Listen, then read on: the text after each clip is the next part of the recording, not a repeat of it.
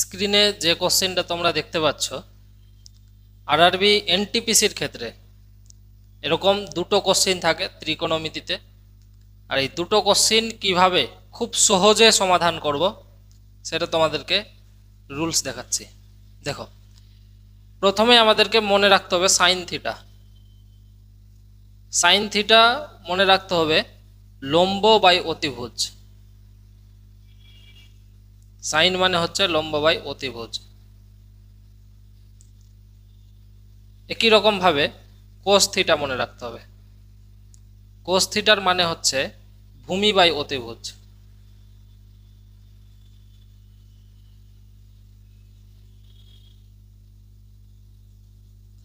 আরেকটা মনে রাখবো আমরা টেন থিটা। এটা হচ্ছে লম্ব। দেখো, লম্বর সঙ্গে আমি অতিভুজ নিয়ে নিয়েছি, একই রকম ভূমির সঙ্গেও অতিভুজ নিয়ে নিয়েছি। তাহলে এবার কি নিব? লম্ব বাই ভূমি। তো দেখো লিখেছি লম্ব আর নিচে লিখবো এবার ভূমি।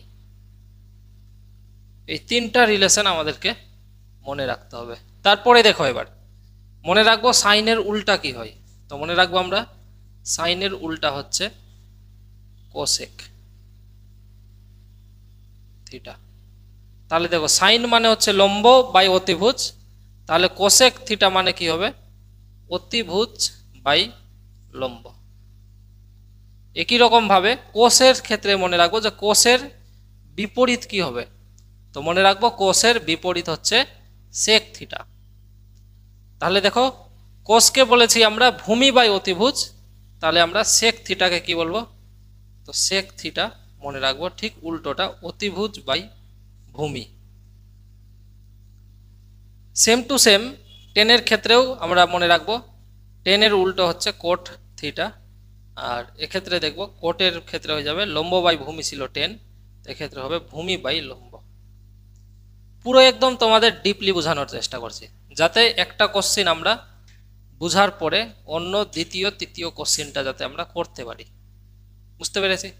তো কি পেলাম দেখো, সাইন থিটা মানে লম্ব বাই অতিভুজ, কোস মানে ভূমি বাই অতিভুজ, আর টেন মানে হচ্ছে লম্ব বাই ভূমি।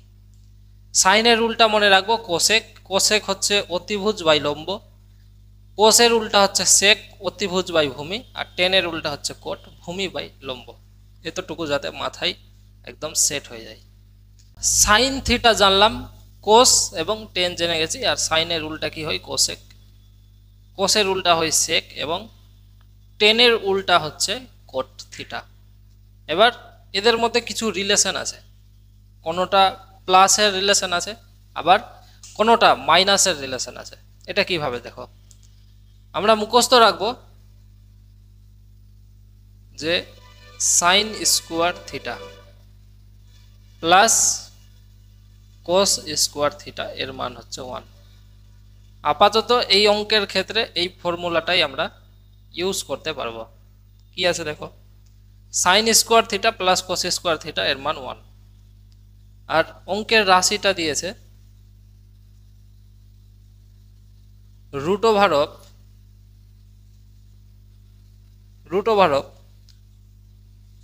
Bracket of 1 minus sine square theta divide by 1 minus cos square theta.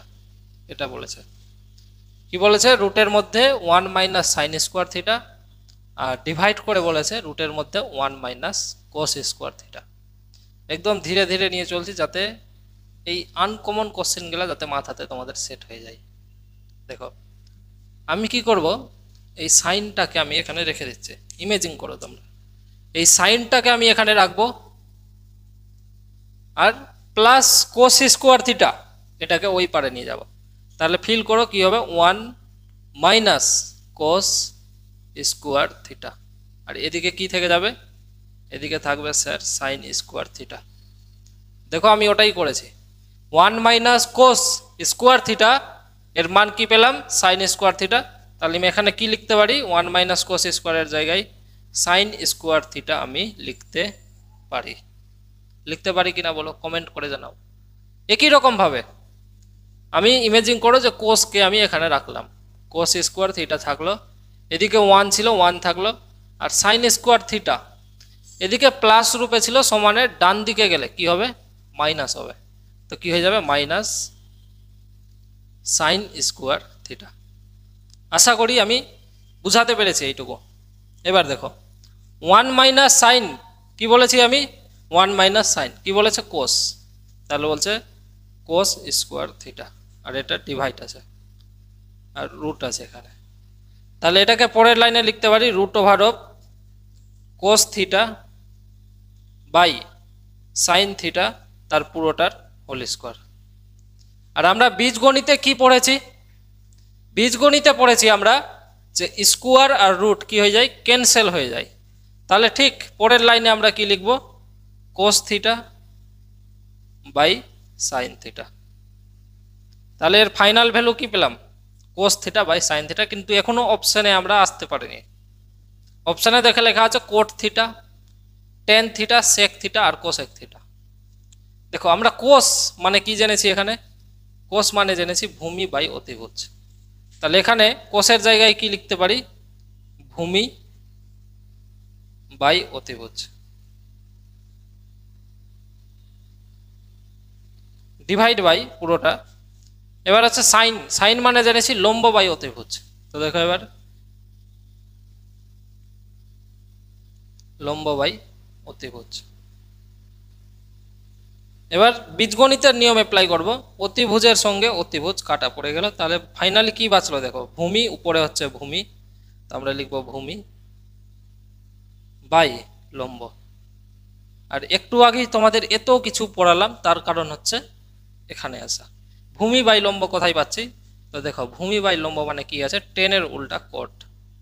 তাহলে এত বড় রাশি যে ছিল 1 minus sine square theta divide by 1 minus cos square theta, এর একটা ক্ষুদ্রতম মান পেলাম আমরা, কোট স্কোয়ার কোট থিটা। বুঝতে পেরেছি, পুরো ডিপলি বোঝানোর চেষ্টা করেছি একটা অঙ্কের মাধ্যমেই।